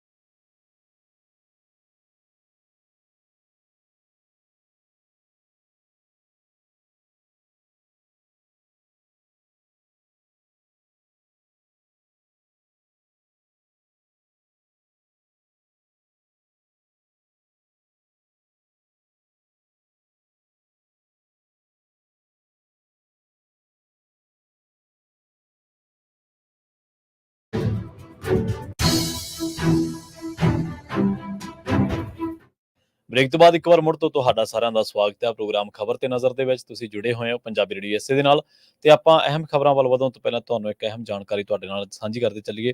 ਪੰਜਾਬੀ ਰੇਡੀਓ ਐਸਏ ਦੀ ਜਿਹੜੀ ਐਪ ਹੈ ਉਹ ਤੁਸੀਂ ਅਪਡੇਟ ਕਰ ਲਓ। ਪੰਜਾਬੀ ਰੇਡੀਓ ਐਸਏ ਦੇ ਜਿਹੜਾ ਫੇਸਬੁੱਕ ਪੇਜ ਹੈ ਜਾਂ YouTube ਦੇ ਉੱਤੇ ਇਸ ਨੂੰ ਆਈਫੋਨ ਦੇ ਵਿੱਚ ਕਿਵੇਂ ਆਪਾਂ ਅਪਡੇਟ ਕਰ ਸਕਦੇ ਹਾਂ, ਇਸ ਸੰਬੰਧੀ ਇੱਕ ਵੀਡੀਓ ਵੀ ਰਾਜਕਰਨਵੀਰ ਸਿੰਘ ਜੀ ਨੇ ਸਾਂਝੀ ਕੀਤੀ ਹੈ ਤੁਹਾਡੇ ਸਾਰਿਆਂ ਦੇ ਨਾਲ। ਜੇਕਰ ਤੁਹਾਨੂੰ ਅਪਡੇਟ ਕਰਨ ਦੇ ਵਿੱਚ ਕੋਈ ਦਿੱਕਤ ਹੈ ਤਾਂ ਤੁਸੀਂ ਉਸ ਵੀਡੀਓ ਦਾ ਸਹਾਰਾ ਲੈ ਸਕਦੇ ਹੋ। ਪੰਜਾਬੀ ਰੇਡੀਓ ਐਸਏ ਨੂੰ ਤੁਸੀਂ ਵੱਖ-ਵੱਖ ਸੋਸ਼ਲ ਮੀਡੀਆ ਪਲੇਟਫਾਰਮਸ ਤੋਂ ਇਲਾਵਾ ਰੇਡੀਓ ਸੈੱਟ ਤੇ, ਨੈੱਟ ਤੇ, mobile app, social media platforms ਦੇ ਉੱਤੇ ਸੁਣਦੇ ਹੋ। ਬਹੁਤ ਜ਼ਿਆਦਾ ਪਿਆਰ ਦਿੰਦੇ ਹੋ, ਤੁਹਾਡਾ ਸਾਰਿਆਂ ਦਾ ਬਹੁਤ ਧੰਨਵਾਦ। ਉਸ ਐਪ ਨੂੰ ਅਪਡੇਟ ਕਰਨ ਦੇ ਲਈ ਜੇਕਰ ਤੁਸੀਂ ਬਜ਼ੁਰਗ ਹੋ, ਕਈ ਵਾਰੀ ਬਜ਼ੁਰਗਾਂ ਨੂੰ ਉਹ ਚੀਜ਼ ਸਮਝ ਨਹੀਂ ਆਉਂਦੀ, ਤਾਂ ਤੁਸੀਂ ਕੁਛ ਖਾਸ ਨਹੀਂ ਕਰਨਾ। ਐਪ ਸਟੋਰ ਦੇ ਵਿੱਚ ਜਾ ਕੇ, ਆਈਫੋਨ ਦੇ ਐਪ ਸਟੋਰ ਦੇ ਵਿੱਚ ਜਾ ਕੇ ਤੁਸੀਂ ਪੰਜਾਬੀ ਰੇਡੀਓ ਐਸਏ ਨੂੰ ਸਰਚ ਕਰਨਾ ਹੈ। ਉੱਥੇ ਜਦੋਂ ਐਪ ਤੁਹਾਨੂੰ ਸ਼ੋ ਹੋਊਗੀ ਤਾਂ ਉੱਥੇ ਅਪਡੇਟ ਹੋਊਗਾ। ਅਪਡੇਟ ਤੇ ਤੁਸੀਂ ਕਲਿੱਕ ਕਰ ਦੇਣਾ ਤੇ ਬਿਲਕੁਲ ਇਹ ਨਵੀਨਕੋਰ ਐਪ ਜਿਹੜੀ ਆ ਉਹ ਤੁਹਾਡੇ ਫੋਨ ਦੇ ਵਿੱਚ ਇੰਸਟਾਲ ਹੋ ਜੂਗੀ। ਉਸ ਤੋਂ ਬਾਅਦ ਸਕਰੀਨ ਬੰਦ ਹੋਣ ਤੇ ਜਿਹੜੀਆਂ ਐਪ ਬੰਦ ਹੁੰਦੀ ਸੀ, ਉਹ ਜਿਹੜੀ ਗੱਲ ਆ ਉਹ ਪ੍ਰੋਬਲਮ, ਉਹ ਦਿੱਕਤ, ਉਹ ਜਿਹੜੀ ਸਮੱਸਿਆ ਉਹਦਾ ਹੱਲ ਕਰ ਦਿੱਤਾ ਗਿਆ। ਤੁਸੀਂ ਉਸ ਐਪ ਨੂੰ ਇੰਸਟਾਲ ਕਰਕੇ ਹੁਣ ਪੰਜਾਬੀ ਰੇਡੀਓ ਐਸਏ ਨੂੰ ਸੁਣ ਸਕਦੇ ਹੋ। ਇਸ ਤੋਂ ਇਲਾਵਾ ਤੁਸੀਂ ਸੋਸ਼ਲ ਮੀਡੀਆ ਪਲੇਟਫਾਰਮ ਜਿਹੜੇ ਨੇ ਪੰਜਾਬੀ ਰੇਡੀਓ ਐਸਏ ਦੇ, ਚਾਹੇ ਉਹ ਫੇਸਬੁੱਕ ਪੇਜ ਆ ਉਹਨੂੰ ਲਾਈਕ ਜ਼ਰੂਰ ਕਰੋ, ਚਾਹੇ ਉਹ YouTube ਚੈਨਲ ਆ ਉਹਨੂੰ ਸਬਸਕ੍ਰਾਈਬ ਜ਼ਰੂਰ ਕਰੋ, ਬੈਲ ਆਈਕਨ ਜ਼ਰੂਰ ਦਬਾਓ। ਇਸ ਤੋਂ ਇਲਾਵਾ ਅਸੀਂ ਟਵਿੱਟਰ ਦੇ ਉੱਤੇ ਵੀ ਹਾਂ, ਅਸੀਂ ਟਿਕਟੌਕ ਦੇ ਉੱਤੇ ਵੀ ਹਾਂ। ਪੰਜਾਬੀ ਰੇਡੀਓ ਐਸਏ ਤੁਹਾਨੂੰ ਇੰਸਟਾਗ੍ਰਾਮ ਤੇ ਵੀ ਮਿਲੇਗਾ। ਇਹਨਾਂ ਸਾਰੇ ਸੋਸ਼ਲ ਮੀਡੀਆ ਮੰਚਾਂ ਤੇ ਤੁਸੀਂ ਵੱਧ ਤੋਂ ਵੱਧ ਜੁੜੋ। ਪੰਜਾਬੀ ਰੇਡੀਓ ਐਸਏ ਦੀਆਂ ਵੀਡੀਓਜ਼, ਉਹਨਾਂ ਦੀਆਂ ਕਲਿੱਪਸ ਨੂੰ ਸ਼ੇਅਰ ਜ਼ਰੂਰ ਕਰਿਆ ਕਰੋ। ਇੱਕ ਹੁਣ ਜਿਹੜਾ ਅਪਡੇਟ ਅਮਰੀਕਾ ਪ੍ਰੋਗਰਾਮ ਹੈ ਉਹਦੇ ਵਿੱਚ ਅਸੀਂ ਇਹ ਜਿਹੜਾ ਪ੍ਰੋਗਰਾਮ ਪੂਰੇ ਦਾ ਪੂਰਾ ਫੇਸਬੁੱਕ ਦੇ ਉੱਤੇ ਕਲਿੱਪਸ ਦੇ ਰਾਹੀਂ ਅਪਲੋਡ ਕਰਦੇ ਹਾਂ। ਤੁਸੀਂ ਉਹਨਾਂ ਕਲਿੱਪਸ ਨੂੰ ਜ਼ਰੂਰ ਸੁਣਿਆ ਕਰੋ ਤੇ ਉਹਨਾਂ ਨੂੰ ਸ਼ੇਅਰ ਜ਼ਰੂਰ ਕਰਿਆ ਕਰੋ। ਸੋ ਪੰਜਾਬੀ ਰੇਡੀਓ ਐਸਏ ਦੇ ਵੱਖ-ਵੱਖ ਮੰਚਾਂ ਦੇ ਨਾਲ ਜੁੜਨ ਦਾ ਇਹ ਜਿਹੜਾ ਫਾਇਦਾ ਉਹ ਤੁਹਾਨੂੰ ਹੋਊਗਾ ਕਿ ਵੱਖ-ਵੱਖ ਅਪਡੇਟਸ ਤਾਂ ਤੁਹਾਨੂੰ ਮਿਲਣਗੀਆਂ ਹੀ, ਪਰ ਇਹਦੇ ਨਾਲ-ਨਾਲ ਜਿਹੜੀਆਂ ਸਰਕਾਰਾਂ ਚਾਹੁੰਦੀਆਂ ਨੇ ਕਿ ਲੋਕਾਂ ਦੀ ਗੱਲ ਨਾ ਹੋਵੇ, ਲੋਕਾਂ ਤੱਕ ਗੱਲ ਨਾ ਜਾਵੇ, ਤਾਂ ਆਪਾਂ ਉਹ ਸਰਕਾਰੀ ਜਿਹੜਾ ਤਾਣਾ ਬਾਣਾ, ਜਿਹੜਾ ਸਰਕਾਰੀ ਢਾਂਚਾ ਲੱਗਿਆ ਹੋਇਆ ਇਹਨਾਂ ਸਾਰੀਆਂ ਚੀਜ਼ਾਂ ਨੂੰ ਖਤਮ ਕਰਨ ਦੇ ਵਿੱਚ, ਉਹਨਾਂ ਦਾ ਆਪਾਂ ਰਲ ਕੇ ਮੁਕਾਬਲਾ ਕਰ ਸਕੀਏ।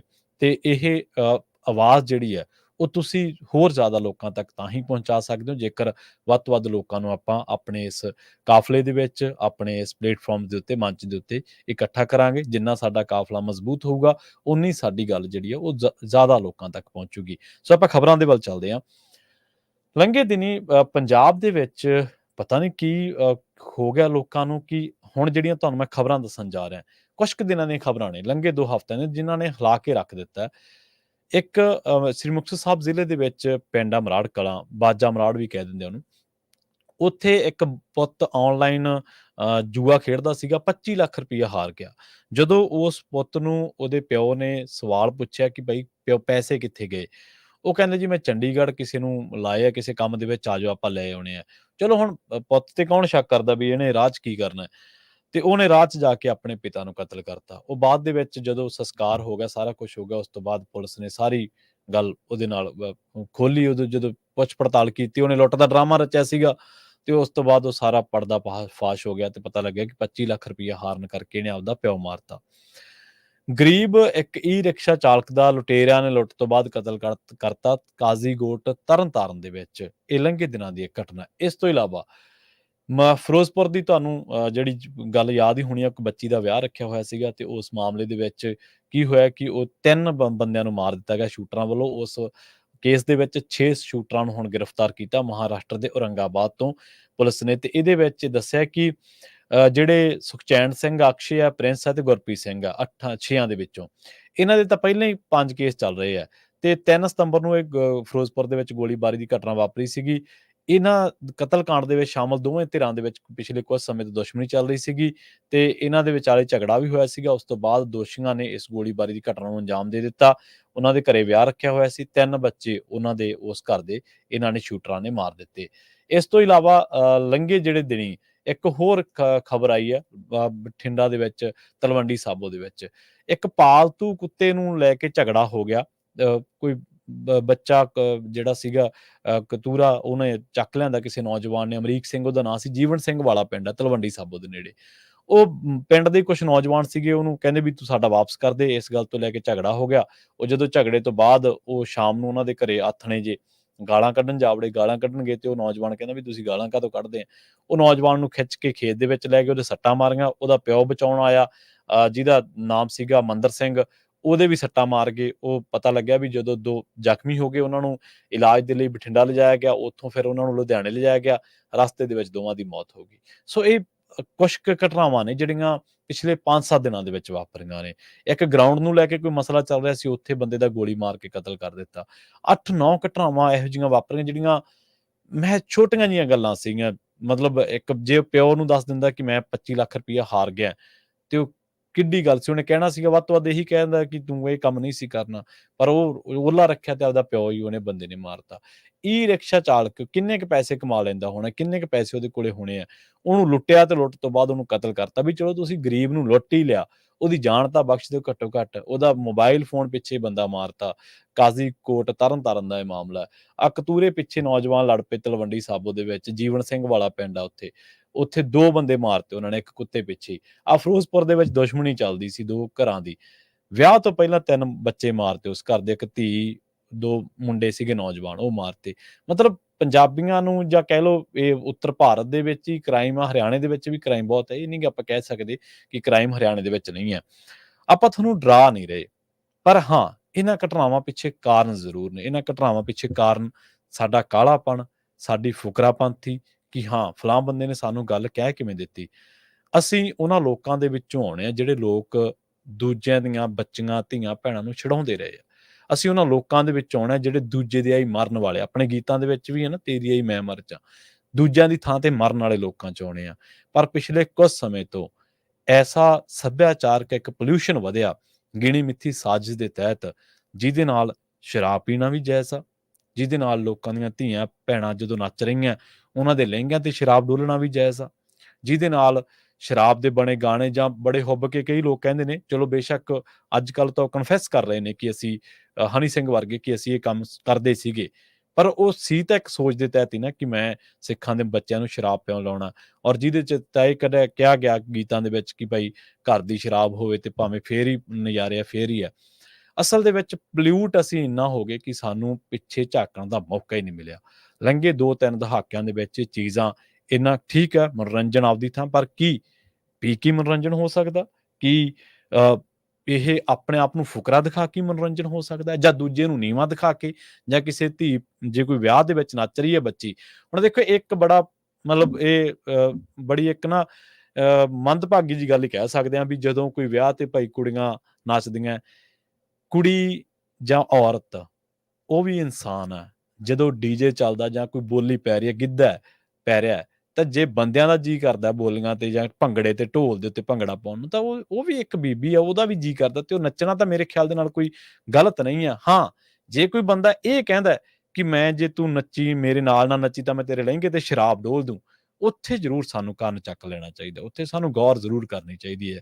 ਜੇ ਕੋਈ ਇਹ ਬੰਦਾ ਕਹਿੰਦਾ ਵੀ ਤੇਰਾ ਲੱਕ ਇੰਨਾ ਤੇ ਮੈਂ ਇੰਨਾ ਤੇ ਫਿਰ ਮੈਂ ਐਂ ਕਰ ਦੂੰ, ਤੇ ਉੱਥੇ ਜ਼ਰੂਰ ਸਾਨੂੰ ਗੌਰ ਕਰਨੀ ਚਾਹੀਦੀ ਵੀ ਇਹ ਚੀਜ਼ਾਂ ਹੋ ਕਿਉਂ ਰਹੀਆਂ।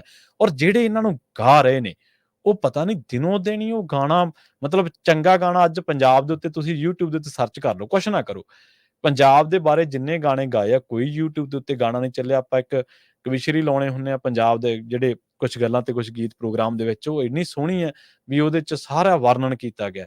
ਉਹਨੂੰ ਨਹੀਂ ਚੱਲਣ ਦਿੱਤਾ ਜਾਂਦਾ। ਕੋਈ ਹੋਰ ਗਾਣਾ ਕੋਈ ਸੋਹਣਾ, ਉਹਨੂੰ ਨਹੀਂ ਚੱਲਣ ਦਿੱਤਾ ਜਾਂਦਾ ਜਿਹੜਾ ਪੰਜਾਬ ਦੀ ਗੱਲ ਕਰਦਾ ਹੋਵੇ, ਪਾਣੀਆਂ ਦੀ ਗੱਲ ਕਰਦਾ ਹੋਵੇ, ਦਰਿਆਵਾਂ ਦੀ ਗੱਲ ਕਰਦਾ ਹੋਵੇ। ਆਪਾਂ ਹੋਰ ਬਥੇਰੇ ਗਾਣੇ ਆ, ਤੁਸੀਂ ਕਦੇ ਸੁਣ ਲਓ ਕੁਝ ਗੱਲਾਂ ਤੇ ਕੁਝ ਗੀਤ। ਉਹਨੂੰ ਪੰਜਾਬ ਨੂੰ ਸਮਰਪਿਤ ਗਾਣੇ ਕਾਲਰ 3-4 ਨੇ ਜਿਹੜੇ ਉਹੀ ਗਾਣੇ ਲਵਾਉਂਦੇ ਨੇ ਮੁੜ-ਮੁੜ ਕੇ, ਵੀ ਜਿਹਦੇ 'ਚ ਪੰਜਾਬ ਦੀ ਗੱਲ ਹੋਵੇ। ਉਹ ਨਹੀਂ ਚੱਲਦੇ। ਜਿਹੜੇ ਸ਼ਰਾਬਾਂ-ਸ਼ਰੂਬਾਂ ਵਾਲੇ, ਇਹ ਦਿਨੋਂ ਘੰਟਿਆਂ ਬੱਧੀ ਮਿਲੀਅਨ ਵਿਊ ਜੀ, ਫਲਾਣੇ ਨੂੰ ਇੰਨੇ ਵਿਊ, ਫਲਾਣੇ ਨੂੰ ਇੰਨੇ, ਇੰਸਟਾਗ੍ਰਾਮ ਤੇ ਰੀਲਾਂ ਪੈ ਰਹੀਆਂ, ਟਿਕਟੌਕ ਤੇ ਰੀਲਾਂ ਪੈ ਰਹੀਆਂ। ਰੀਲਾਂ ਪਾ ਲਓ, ਕੋਈ ਤੁਹਾਨੂੰ ਰੋਕ ਨਹੀਂ ਸਕਦਾ।